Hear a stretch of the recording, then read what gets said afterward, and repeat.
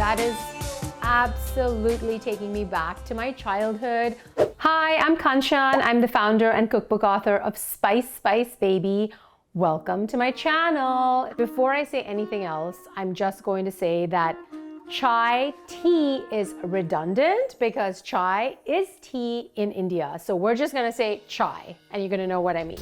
There are many versions of chai in India, all incorporating different combinations of spices. But the version that I created that is in my cookbook, Spice Spice Baby, shameless plug, is really designed to have immunity balancing and antimicrobial effects. Chai takes me straight back to my childhood in India. Every Indian family has chai time, usually morning and afternoon, where you sit around, you gossip, you bond, you eat some savory, usually fried snacks. So first up, we're going in with fresh ginger root. Ginger has umpteen health benefits like digestion boosting, anti-inflammatory, immunity balancing, de-bloating benefits. So I just like to slice the ginger root, kind of 1.5 inches of it, roughly, and throw it into my mortar and pestle. So we're starting with fresh ginger. Smells absolutely incredible. Next, we're going in with cinnamon. So why do we add cinnamon to our chai? Cinnamon is really, really powerful at balancing blood sugar. More and more people, especially in the West, but even in developing countries like India now, have blood sugar imbalances. This can set the stage for pre-diabetes, diabetes, cardiovascular disease, metabolic dysfunction. So anything we can do to bring our blood sugar back into balance and to enhance blood sugar stability and control is of interest. And cinnamaldehyde, which is the active compound found in cinnamon, can do just that. Studies show that just 1/2 teaspoon of cinnamon a day may help balance blood sugar by improving insulin function. So this is really, really powerful in that you can take this cool science and put it into practice in your kitchen. So in go the cinnamon sticks. Next up, we are going to use cloves. Cloves have really interesting anti-inflammatory properties as well. They can also soothe a sore throat. They have antimicrobial effects. So for all those reasons, I decided to incorporate them into my immunity balancing antimicrobial chai. Next up, we are going in with one of my all-time favorite spices. It takes me straight back to my childhood, cardamom. I have distinct memories of biting into a cardamom pod when I was a kid, because in India, we'll use it in things like rice dishes. This is a cardamom pod. It's green, right? When you gently smash it open, do that to the pod, and you open inside, now you have these dark brown, almost black seeds. And this is where a lot of the aroma, the flavor, and the health benefits lie. So whenever you're using cardamom, make sure you smash the pod open to expose these seeds. So I had to include it in the chai.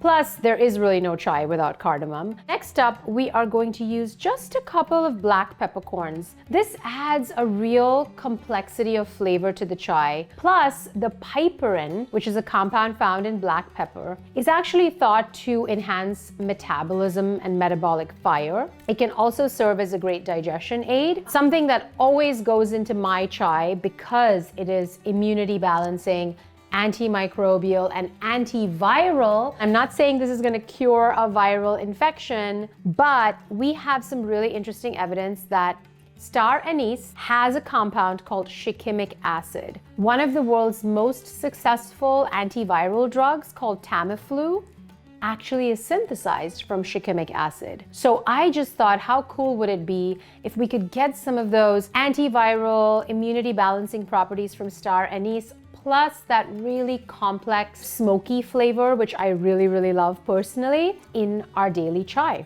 Now what we want to do, and this is really important, is we want to gently smash these spices together. When we break down these spices, we start to release their volatile compounds, their aromatic oils, where a lot of the benefits are found. You can just kind of do that, just kind of pound, release some of that ginger juice. Make sure you're opening up those cardamom pods to expose the seeds. It's also going to give you a lot more flavor in your chai.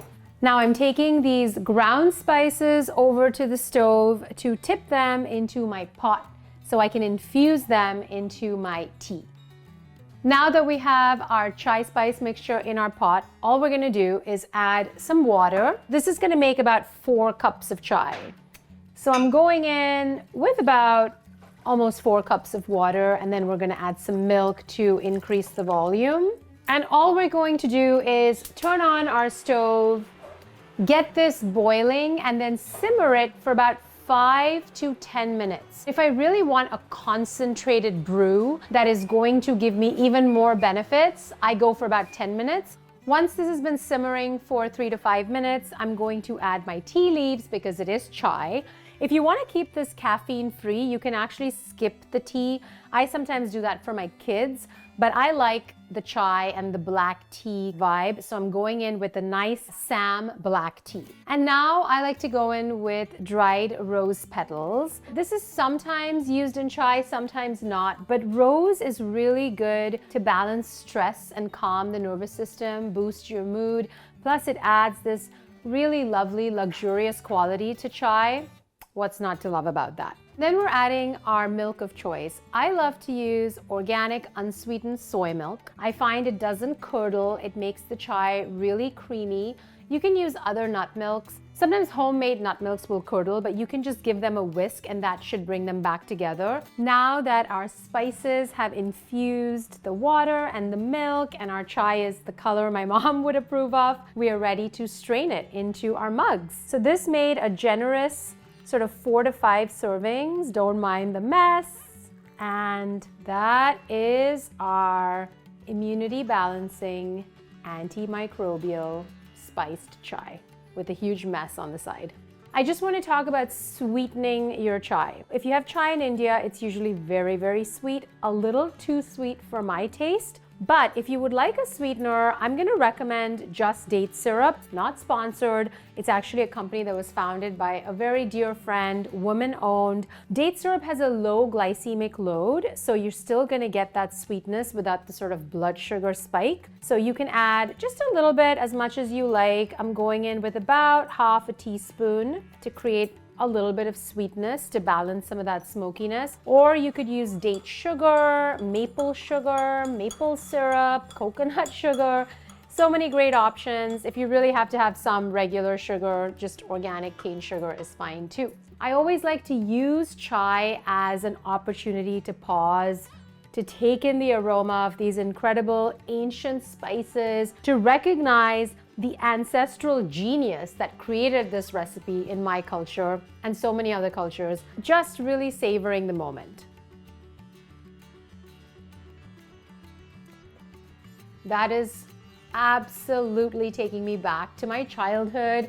I can taste the cardamom, the clove, the smokiness from the star anise, the slightly peppery bite from the black pepper, the warmth from the cinnamon, the sort of soothing spiciness of the ginger, all with the black tea.